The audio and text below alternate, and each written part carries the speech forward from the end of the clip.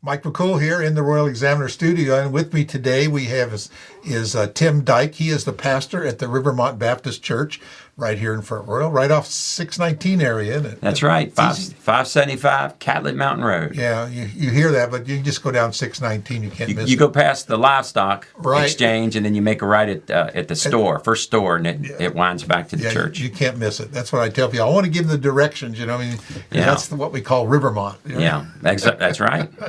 It's great. Last year you were here, and we talked about this revival that you had, and you're going to do that again. That's a real musical experience. I mean, they have these young people involved. I watched the videos. It was pretty cool. Oh, cool. I didn't know that you did that. Yes. So last year was the first year that we had the Encounter team in, Right. and our church didn't really know what to expect because they'd never had anything like that. Right, Normally you have like an evangelist and his wife. Sure. Well, this is Pastor Mark. Well, he used to be my pastor at one point, Mark Hopkins. Mm-hmm. And man, he can preach. He can flat out preach, and he's filled with the Holy Spirit. But he brings not just himself, but he brings 14 young people with him, like 19 to 22, something like that. Right.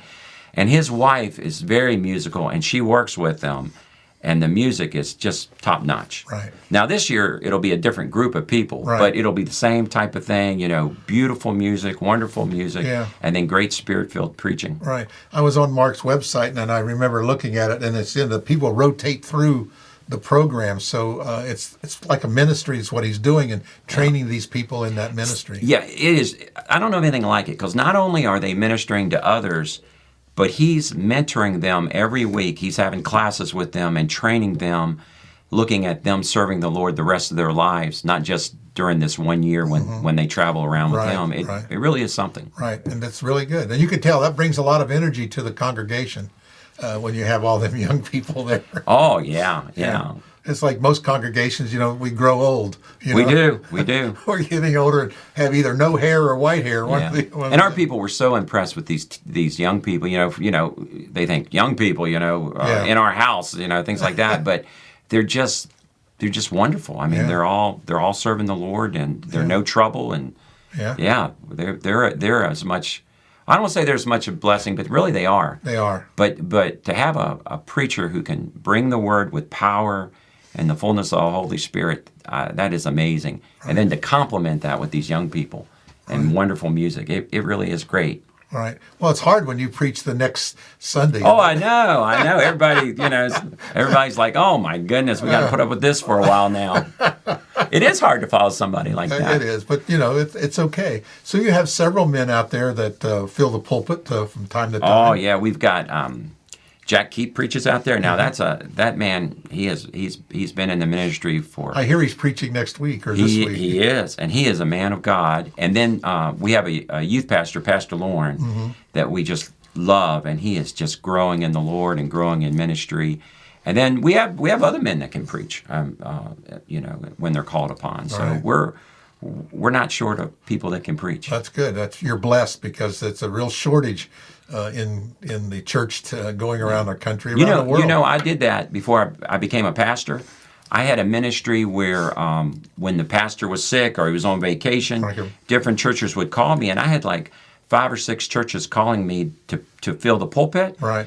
And I was preaching 3 or 4 times, well, not 4, but 2 or 3 times a month. Right. I was in a church ministering. And let me tell you, that's a lot easier than pastoring, a whole lot easier. Yes, I can imagine that would be a lot easier. You come in, you preach the word, and then you're out of there. That's a lot easier. Yeah, well, tell us about this revival. What's the dates again? Okay, thank you. It's going to start on Saturday, November the 5th, and they do a concert downtown at the gazebo. Right. And that's at 6 o'clock. It's going to be from 6 to 7:30. So Saturday the 5th, 6 to 7:30, outdoor concert at the gazebo. Everybody should dress warm. Sure. And then the following Sunday, they'll have Sunday school at 10, and then 11 o'clock is the main worship service. And then Sunday night all the way through Friday night, so that's November 6th all the way through November 11th, it's from 7 to 8:30 at night. So that's when we'll be having the services. 7 to 8:30 at night, all week long. That's great. Yeah. Yeah, and it was attended well last year. It was attended well, and if it's a bad revival, it drops. If it's a good revival, it grows, and it was starting to really pick up speed Right. as we went on. So I'm hoping we get a really good start, and it really grows. That's right. You can kind of tell they'll come the first night. If it's really good, they show up on a Monday. That's really good sign, right? Yeah. It's really to get your members to come. Sometimes it's a tough sell, but that's great. I've preached revivals, and that's Sunday morning. You want to preach your best revival because you want people to come back the following. If you lay an egg on Sunday morning, it's going to be a tough week. Yeah. Well, normally the one you pick for Sunday is the one you preached already 100 times, so you know it. Yeah. Well, that's such a blessing, and that's a great thing. That's why I love having different men fill the pulpit at Rivermont, because I only have so many illustrations. Right. But it's good to hear different voices. And when this man comes in, Mark Hopkins, he's going to bring his best stuff from the year, what the Lord has given him, and we're just going to drink it in. That's it. That's great. That's what we need. Yeah. We need that. Well, again, appreciate you coming in. They have this revival going on starting November the 5th. Yep. And that outdoor concert, that's really something, too. The gazebo area, you'll get a lot of attention there. 6 o'clock at the gazebo on the 5th, which is Saturday. That'll start it all up. And I'll put all the information below the video here, and they can find that and click on your website and get some more information. So if folks would like to visit, you won't be disappointed. Right. I mean, it is really, really a wonderful time in the Lord. Right. You'll take care of them. You do a good job out there. So how's your other programs going?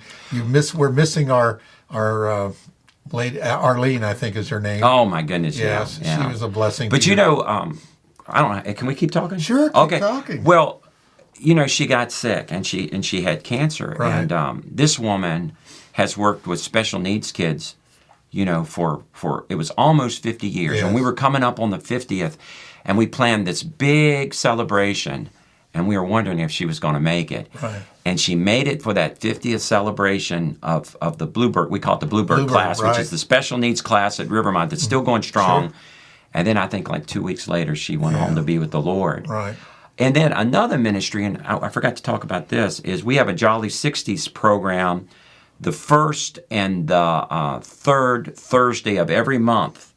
But during the revival, we're going to actually have it on the 10th, which is Thursday at 11 o'clock, and the Encounter team will be there, and they'll be ministering during the Jolly 60s program.